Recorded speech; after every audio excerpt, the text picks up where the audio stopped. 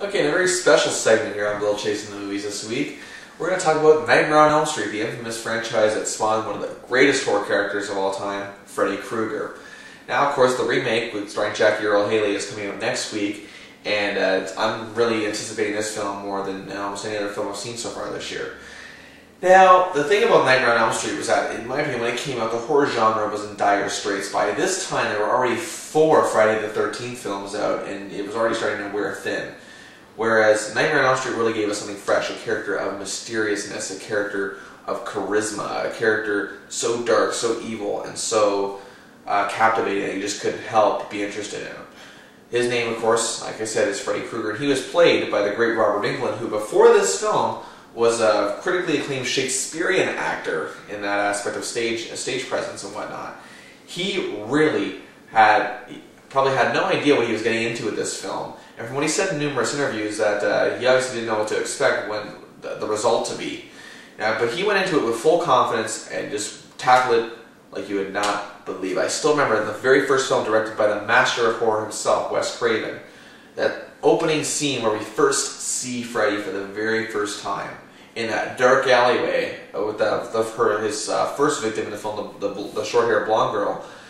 Again, in that scene where he's just walking down the alley, his arms are extending out, stretching out, and scratching the walls and that. And it just, when you finally get a shot of his face, it just, it takes you. It really does take you. Like, I've talked to people people a lot older than I have, who've seen the film in theaters when it first came out back in 1984, and said they were just completely and utterly terrified every time he was on screen.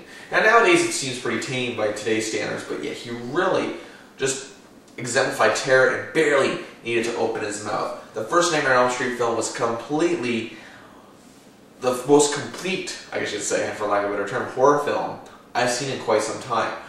Now, the thing I like about the character of Freddy Krueger too is that he's also, as stupid as it sounds, witty. His dialogue is very witty for the instant that's happening, for the situation.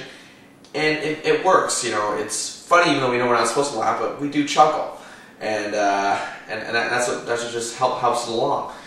Now, in the first Nightmare on Elm Street film, everything about it was perfect, from this building up to the big final showdown, which I loved, between Heather Langenkamp, one of the great horror movie heroines in my opinion, as the character of Nancy. And of course, Nightmare on Elm Street gave birth to one of the greatest careers of this modern era, Johnny Depp, who his death scene was very, very memorable. Now, the first Nightmare on Elm Street I gave the perfect 5 to, and it deserved it, and it was the best film, yes indeed, of 1984. However, Wes Craven got away from the franchise, and Nightmare on Elm Street 2 was released a year later. As far as sequels go, this was pretty good. It wasn't great, but it was entertaining. I gave it 3.5 stars, despite some subpar acting and really subpar storytelling, but yet the character of Freddy had some new elements to him that made it very enjoyable. Now, this is what gave it the advantage over the Friday the 13th franchise, was the fact that there were just new things they would add to it. The third Nightmare on Elm Street was back to form as Heather Langenkamp returned for the third film, along with a very talented cast. And again, this film was brilliantly shot. Its scenes were just breathtaking and really just exploded out on the screen. And again, this was one of the best films in the franchise. I gave this the perfect 5. It was one of the best films of 1986. Now, again, a film like this, or sorry, 87. But again, a film like this is so well shot. It's like, I say on the show constantly that there are films that are so well shot, but again, as films just fall flat. But this had everything. Good characters, good storytelling. It was a little over the top at times, it was a little funny at times, but it needed to be. It was necessary for this type of genre. Now, again, like most horror franchises, genres become self-parodies. The characters become self-parodies of themselves, and that started happening to Freddy. It was still quite entertaining. The fourth and fifth Nightmare on Elm Street films were both that. It was pretty much the Robert Englund show, him doing his thing. But as films, they just kind of fell flat. They weren't terrible, but they weren't that good. But they were kind of recovered with the sixth Nightmare on Elm Street film entitled Freddy's Dead, The Final Nightmare, right? But I never believe when a horror film says final, ever. But yes, it was a self-satire, but it worked. It was very funny, very crazy, just completely and utterly over the top and stupid at times, but again, it worked because it knew what it was doing. The fourth and fifth films kind of got lost in the translation, in my opinion. Now, what you can really enjoy about this this film is its final sequences, as dumb as they are. They work. They're entertaining. I can't, you know, again, there are a lot of films in this. There are a lot of things in this film that just didn't work on the surface, but yet I wasn't bored. I gave it 3.5 stars, and it was a very fun film. That said, however, when a character becomes a self-satire of itself, a self-parody, if you will, I guess is a better word, that, you know, they're still enjoyable, but they're not a classic. It's not really a horror classic. I mean, the latter two Chucky films, the Child's Play franchise, of course, Bride of Chucky and Seed of Chucky, both very entertaining films that were very, you know, very fun to watch, but yet they weren't brilliant like the first film was.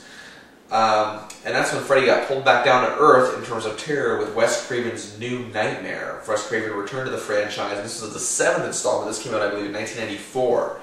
And it was a very clever concept, as Heather Langenkamp and Robert Englund, and even Wes Craven, were all playing themselves. And the story of the film was they wanted to make a new Nightmare film, but they wanted to, hence the title, but they wanted to give it a new spin.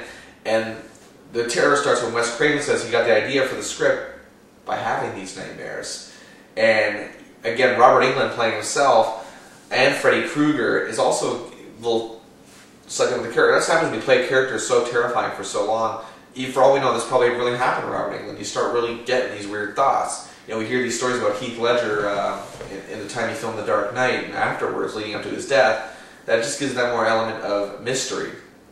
And again, the terror of Freddy was back as Freddy became a reality in poor Heather's life, and as well as the life of her family, and it really affects it. Now, this film was, I gave 4 stars out of 5. It was really good and really made Freddy what was so intriguing about him to begin with. But after that, the franchise kind of dropped off due to the poor showing at the box office, as horror films in general were just bombing at the box office left and right. The genre itself was in dire straits. In 2003, however, was the last time we saw Freddy on screen. That was, of course, in the utterly awesome Freddy vs. Jason. Again, this is just a film for the fans. And just everything about it was enjoyable. Its cliches were cliched, but yet they knew they were in a horror film. They knew, even though they didn't look like they knew, but they knew, trust me. And these characters are drawn from the cloth, but it was meant to be that. It was not only a self-satire, but also trying to be a little scary in itself too. And again, the dialogue of Robert Englund as Freddy Krueger is just fantastic. Him and Jason mesh so well as the loud one and the silent one. And their powers against each other were also just amazing, how they used them against one another. And the characters involved in the film were good as scream queens and kings, I guess you could say, and they did a good job. And again, that's what makes them a film. So really, it is the only brilliant, in my opinion, you know, self-satirical horror film that you'll ever see is Freddy vs. Jason. And now it's back in a reimagining. Now, most horror remakes, which I'm going to get into more next week, just seem to fall flat. But there's just something so intriguing, and maybe it's the fact that Jackie Earle Haley, a fantastic actor, of course, who a former child actor in films such as Bad News Bears and Breaking Away, and made a huge comeback in his Oscar-nominated role in Little Children, and following it up with blockbuster roles in Watchmen, and he stole that movie, and Shutter Island, which he had a good supporting role in there too. In my opinion, that's why I'm looking forward to this, because I think they may have the right actor playing Freddy. And for Robert Englund, who's now in his 60s, to pass the torch, I should say, I wonder how he's feeling about this right now. But I think if anybody could be a successor to the throne, it would be a good actor like Haley, and not a big Hollywood name. Like, could you picture Brad Pitt playing Freddy Krueger? No, you can't. And the other one was Billy Bob Thornton. I just don't see him fitting in this type of role. I think his comments over certain things have, I think, killed a lot of chances for him to get a career revival going with his lame brain comedy lifestyle. So, yeah. Either way, though, I'm really looking forward to this film. And the Nightmare on Elm Street franchise, in my opinion, has never been one that's really been dead in the water. It's always been one that seems to be alive. But I think that this could really breathe some life into the horror remake genre. So, here goes. So I'm looking forward to that. And that's it for this week's edition of Bill Chasing the Movies. And I'll be back next week with more reviews, including The Losers, which is a film I'm really actually looking forward to. Also a bunch of indie films that I left out this week, and please still tune in, I'm begging you. Other than that, that's it. And if you want to join my Facebook group, it's spelled the way it is up there, Bill Chasing the Movies. And I'll gladly respond to any feedback. Want to send to my inbox on my YouTube account, or just comment on the videos. Gladly do so. Alright, and that's it for this week. And until next week, I am Bill Chase, and I will be at the movies. Goodbye, everybody.